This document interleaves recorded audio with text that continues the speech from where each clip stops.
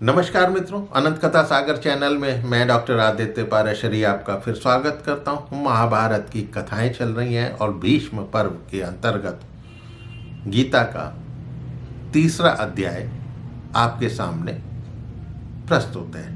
इस तीसरे अध्याय में कर्म करने वाले की प्रशंसा और कर्मों के आचरण की आवश्यकता पर बल देने की कोशिश करी है कृष्ण ने,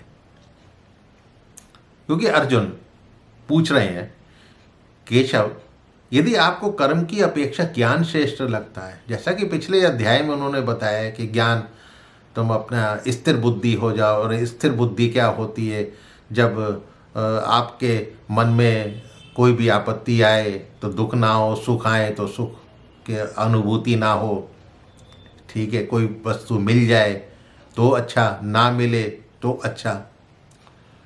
तो अर्जुन कह रहे हैं कि भाई आप जब ये बता रहे हैं कि ज्ञान श्रेष्ठ है कर्म की अपेक्षा, तो फिर मुझे इस भयंकर कर्म में क्यों लगा रहे हैं? भयंकर कर्म यानी युद्ध में मुझे आप क्यों लगा रहे हैं? आप किसी एक बात को तो निश्चित होकर बताएं कि ज्ञान योग श्रेष्ठ है या कर्म योग श्रेष्ठ है। आपकी मिली जुली बातें मेरी समझ में नहीं आ रही हैं, मुझे भ्रमित कर रही हैं। तब कृष्ण बोलते हैं कि सांख्य योगियों की निष्ठा तो ज्ञान योग से होती है और योगियों की निष्ठा कर्म योग से होती है। असल में दूसरे अध्याय में बुद्धि योग को कर्म योग से श्रेष्ठ बताया गया था, इसलिए ये बात साफ करने की यहां पर जरूरत महसूस हुई कृष्ण को। मनुष्य ना तो कर्मों का आरंभ किए बिना योग निष्ठा को प्राप्त हो सकता है और ना कर्मों को त्यागने से सांख्य निष्ठा को प्राप्त हो सकता है।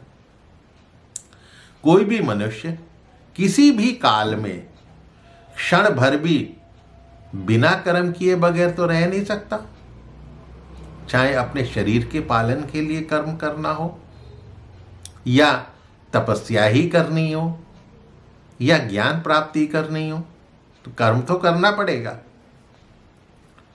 क्योंकि प्रकृति नित्य गुणों के द्वारा परवश होकर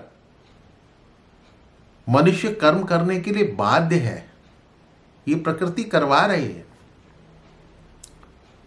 अब बाहर से तो आप कर्मों का त्याग कर दिया, लेकिन मन से उसी के बारे में आप सोच रहे हैं, अरे मैंने ये छोड़ दिया, मैंने ये त्याग दिया, तो ये भी तो मिथ्याचार है, पाखंड है। मन इंद्रियों को वश में करके कर्म करना ही श्रेष्ठ कहलाता है और कर्म ना करने की अपेक्षा कर्म करना श्रेष्ठ होता है। कुछ भी नहीं करें, उससे बेहतर है आप कुछ करें तो कुछ तो रिजल्ट मिलेगा, कुछ तो मिलेगा, क्योंकि बिना कर्म किए शरीर का निर्वाह भी नहीं हो सकता।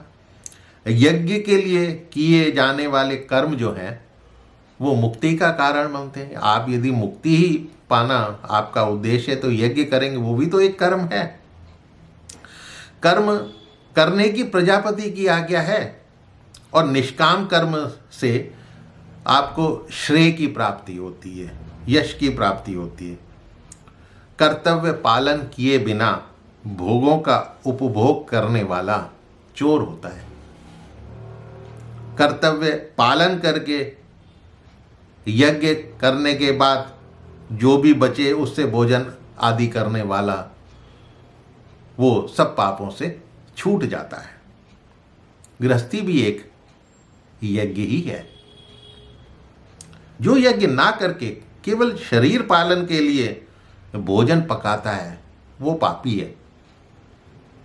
कर्तव्य कर्म को त्याग सृष्टि चक्र में बाधा पहुंचाने वाला मनुष्य का जीवन जो है वो व्यर्थ है, किसी काम का नहीं है, वो पाप में ही है।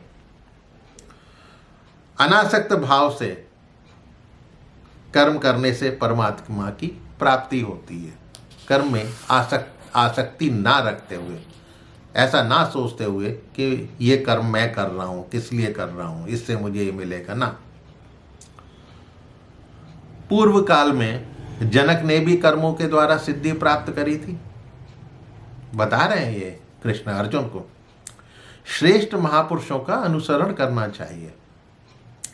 भगवान का कुछ भी कर्तव्य नहीं है, फिर भी वो लोक संग्रह के लिए कर्म तो कर रहे हैं ना। ज्ञानी के लिए कोई कर्तव्य नहीं है, फिर भी उसे लोक संग्रह के लिए कर्तव्य कर्म करना चाहिए।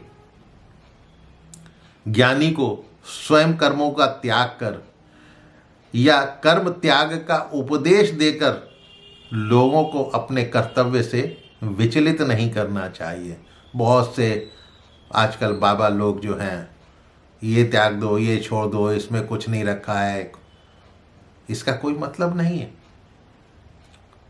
जिस व्यक्ति ने जन्म लिया है उसके कुछ कर्तव्य हैं, चाहे अपने धर्म के प्रति हो, परिवार के प्रति हो, अपने प्रोफेशन के प्रति हो। उनको आप कर्म त्याग का यदि उपदेश देंगे तो कैसे चलेगा। ज्ञानियों के लिए उचित यही है कि विहित कर्मों का स्वरूपतः त्याग करने का उपदेश देकर कर्मासक्त मनुष्य को विचलित ना करो। जो कर्म में लगे हुए हैं, अपने कामों में लगे हुए हैं, उनको विचलित नहीं करना चाहिए। कई बार देखा हुआ है कि अपने को धर्मगुरु कहने वाले अपने फॉलोअर्स को गृहस्थी के कर्तव्य छोड़कर हैं जी आप आश्रम में आ जाओ, उसका उपदेश देते हैं। पहले भी कौशिक ब्राह्मण की जो कथा है, जिसको व्याद गीता भी कहा जाता है, उसमें भी यही इसका जिक्र किया है कि कैसे एक पतिव्रता स्त्री द्वार पर खड़े हुए ब्राह्मण को भिक्षा देने से पहले घर आए हुए अपने पति की सेवा करके भोजन करवाती है। क्योंकि गृहस्थ जीवन में प्रथम कर्तव्य परिवार का है, परिवार को देखना है। इसीलिए कर्मों के बारे में उपदेश देकर कृष्ण अर्जुन से कहते हैं कि अंतर्यामी परमात्मा यानी मुझ में अपना मन लगाकर संपूर्ण कर्मों को मुझे ही अर्पण कर दो और आशा रहित, आशा कोई मत रखो, ममता मत रखो, किसी किस्म का तनाव मत लो, संताप मत रखो, युद्ध कर। सभी प्राणी अपने स्वभाव के परवश होते हुए कर्म करते रहते हैं। ज्ञानवान भी अपनी प्रकृति के अनुसार चेष्टा करता है, जैसी भी उसकी प्रकृति है, जो भी तरीका वो अपनाए, चेष्टा तो करता ही है। फिर कर्म ना करने का हट कैसा? तुम ये जो सोच कर बैठ गए कि मैं तो युद्ध करूंगा ही नहीं, मैं कुछ भी नहीं करूंगा, ये हट क्यों कर रहे हो? प्रत्येक इंद्रिय और इंद्रिय के अर्थ में राग, देश, ये आसक्ति छुपे हुए हैं। हर इंद्रिय के पीछे ये आसक्तियां हैं। मनुष्य को इन दोनों के वश में नहीं होना चाहिए, क्योंकि यही विघ्न डालने वाले होते हैं, यही रेस्ट्रिक्टिंग फोर्स है जो आपको किसी कार्य की तरफ बढ़ने से रोकते हैं।